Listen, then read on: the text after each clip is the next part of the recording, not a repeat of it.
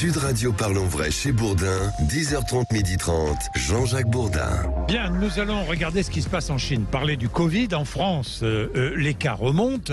Alors, en ce qui concerne la France, je vous posais la question, puisque les cas remontent, faut-il imposer le masque dans les transports en commun? J'avais une idée comme ça, que je vous soumets, pourquoi ne pas les distribuer, d'ailleurs, ces masques gratuitement aux usagers des transports en commun? Pourquoi ne pas le faire?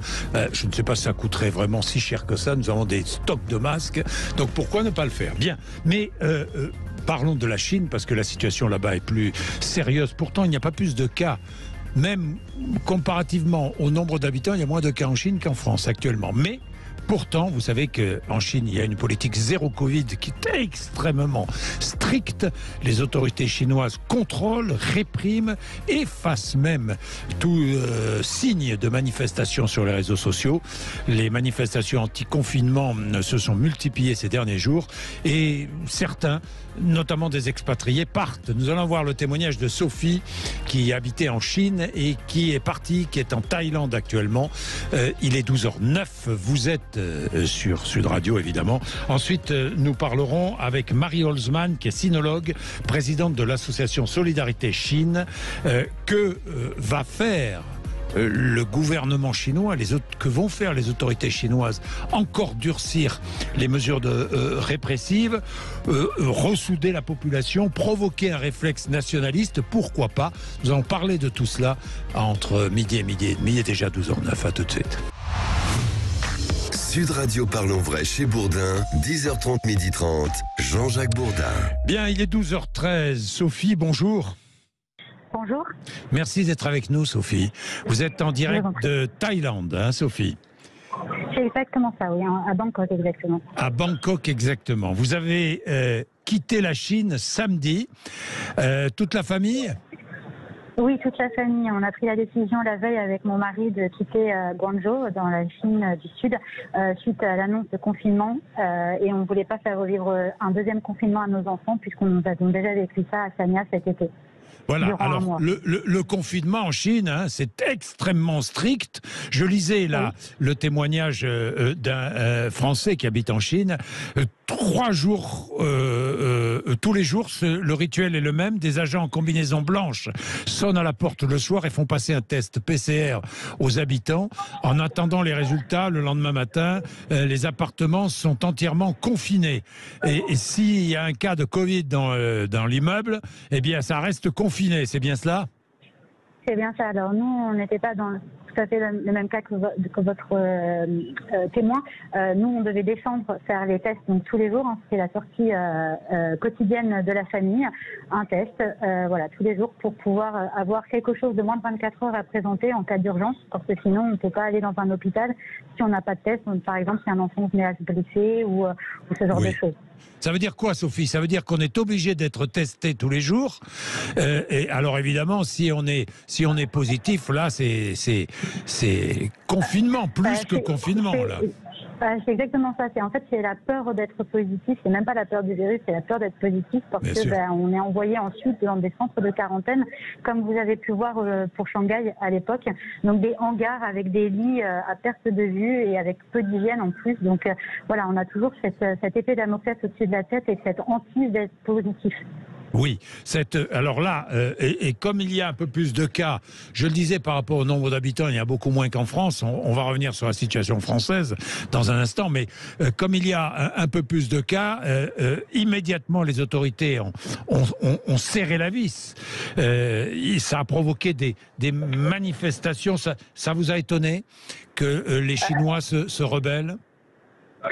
Il y a un ras-le-bol, hein. Ça fait plus de 3 ans que la situation est compliquée et encore plus tendue depuis Shanghai, où on n'a même plus circulé au sein de la Chine, donc c'est-à-dire que même les Chinois ne peuvent pas aller voir leur famille. Donc ça nous étonne à moitié. Alors après, on ne pensait pas qu'ils passeraient à l'action, parce que c'est extrêmement rare les manifestations en Chine. Donc c'est vrai qu'en voyant ces images, on dit mais ça y est, ils osent dire les choses. Donc voilà, on est content qu'ils puissent. Ça devenait, Sophie, ça devenait invivable. Oui, bah vraiment oui. Nous, déjà en tant qu'expatriés, enfin voilà, les tests quotidiens. Ça fait 6 semaines que les enfants sont à l'école, donc coupure de lien social. Déjà avec la famille, nous en France, hein, puisqu'on les a pas revus depuis 3 ans et demi, et maintenant avec aussi leurs amis d'école. Donc ça devient vraiment difficile. Plus de vie sociale. Pas du tout. Plus du tout de vie sociale. Donc vous avez tout abandonné là-bas en Chine? Alors à la base, normalement, on devait essayer de rentrer pour Noël, enfin de revoir nos familles au moment de Noël et de combiner avec Chinese New Year qui est assez tôt cette année. Et en fait, suite aux annonces de lockdown de la ville, vendredi, on s'est dit mais on va se retrouver encore bloqué à pas pouvoir partir. Donc du coup, on a décidé de partir vraiment le plus vite possible avant que la ville soit fermée et que du coup on ne puisse plus partir. Voilà, et vous Donc, avez cherché le premier vol, quoi. Le premier vol possible. Oui, tout à fait. Le premier vol possible. Il y a très peu de vols internationaux et même nationaux. Et il y en a que 5 par jour. Et du coup, c'est des aéroports fantômes. Et il était pour Bangkok. Et il était sur Bangkok. Bien, ben merci Oui. Sophie. Merci. Bon retour avec la famille. Merci beaucoup. Merci. Merci bien. Merci. Allez, pour parler de la Chine, nous avons avec nous Marie Holzmann, qui est sinologue, présidente de l'association Solidarité Chine. Marie Holzmann, d'après les informations... Bonjour d'abord. Bonjour. Et d'après les informations que vous avez, les manifestations ont été nombreuses en Chine. Les autorités chinoises ont vite réprimé ces manifestations, fermé les réseaux sociaux. Aujourd'hui, les Chinois sont bien tenus. Je ne suis pas sûre qu'ils soient si bien tenus que ça. Ça va être très difficile pour les autorités chinoises de réprimer cette fois-ci. À la différence des affaires en 1989, la répression de Tiananmen avec les tanks, cette fois-ci, les manifestations sont dans toute la Chine. Et les Chinois semblent vraiment très déterminés de dire on ne veut plus les tests, on veut la liberté, on ne veut plus ce fameux QR code pour circuler, on veut la liberté d'expression, etc. Tout a démarré à cause d'un incendie. Ça a été en quelque sorte la goutte d'eau qui a fait déborder le vase. Cet incendie à Urumqi qui a tué, d'après les autorités, 10 personnes, mais on n'est pas sûr que ce soit pas beaucoup plus. La Chine tout entière et une partie du monde avec, d'ailleurs il y a eu même des manifestations importantes à Paris, ont protesté parce qu'il est assez clair que les morts de cet incendie sont provoqués par un confinement beaucoup trop brutal. Les portes sont barricadées avec des barres, les gens n'ont pas le droit ou même pas la possibilité de sortir de chez eux. Donc la situation, comme disait votre témoin, est devenue vraiment invivable pour les Chinois et pour les expatriés. Je pense là que c'est un avertissement extrêmement grave pour le gouvernement parce que c'est la première fois en 33 ans qu'on voit des manifestations aussi importantes. Et ce qui est intéressant, c'est qu'elles ont été immédiatement politiques. On a entendu dans toutes les villes où ça s'est produit, une quarantaine de villes, des « à bas le Parti communiste chinois, à bas Xi Jinping ».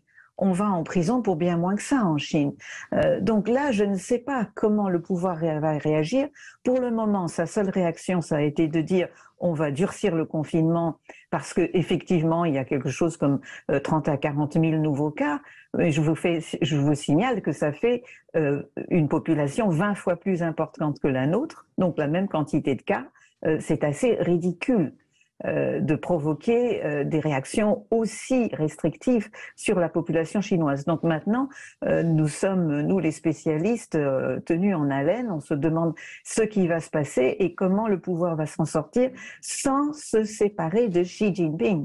Parce que c'est Xi Jinping qui est directement désigné par la population et à mon avis, à juste titre. La politique zéro Covid, c'est Xi Jinping. Oui, la politique zéro Covid qui tue tout lien social, qui empêche les uns et les autres de se rencontrer, qui nuit aussi à l'économie chinoise. Et pour les expatriés, on vient d'avoir le témoignage de Sophie, les pousse à partir évidemment. Alors le pouvoir réprime évidemment, et le pouvoir muselle les réseaux sociaux, Marie Holzmann.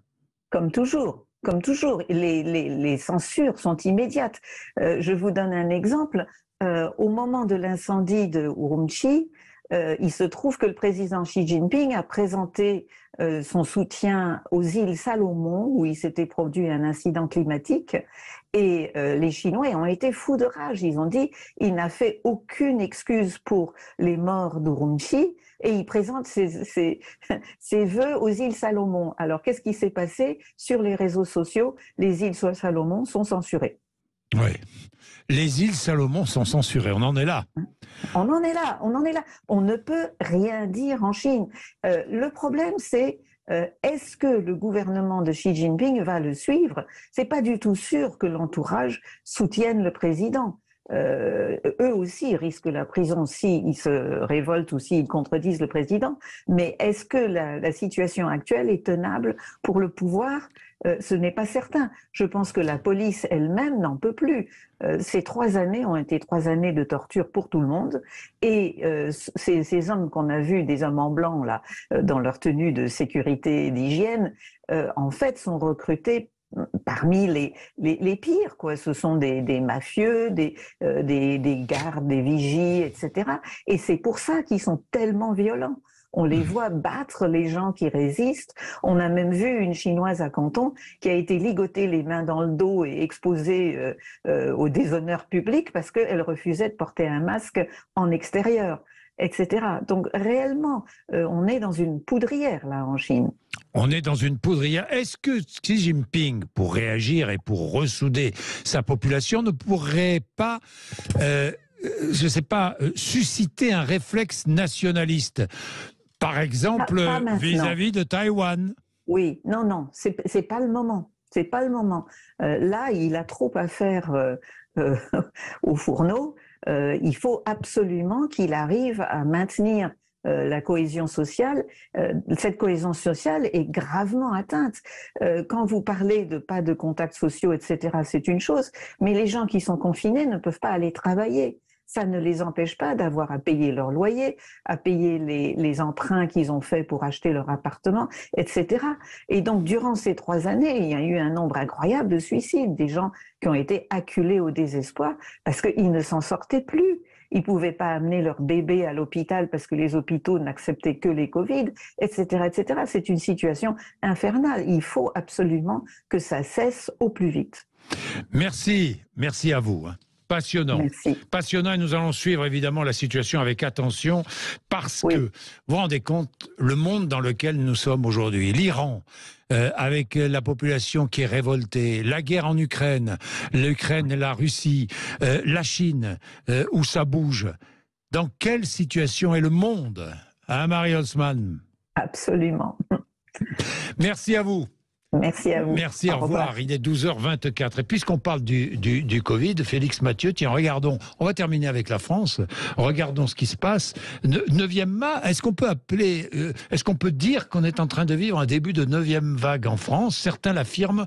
En tout cas, Félix, les chiffres du Covid repartent à la hausse. Oui, environ 40 000 nouveaux cas par jour la semaine dernière en moyenne et ça s'accélère. Sur la fin de semaine, on a même dépassé les 48 000 nouveaux cas vendredi et samedi. Une hausse de moitié en une semaine, tout comme le taux d'incidence en forte hausse. Il atteint 23% désormais, autrement dit presque un quart de résultats positifs parmi tous ceux qui se font tester. Une hausse également des hospitalisations, plus 10%, et en particulier des admissions en soins critiques pour Covid. 75 personnes en moyenne admises chaque jour en soins critiques la semaine dernière, soit une hausse hebdomadaire de 15%.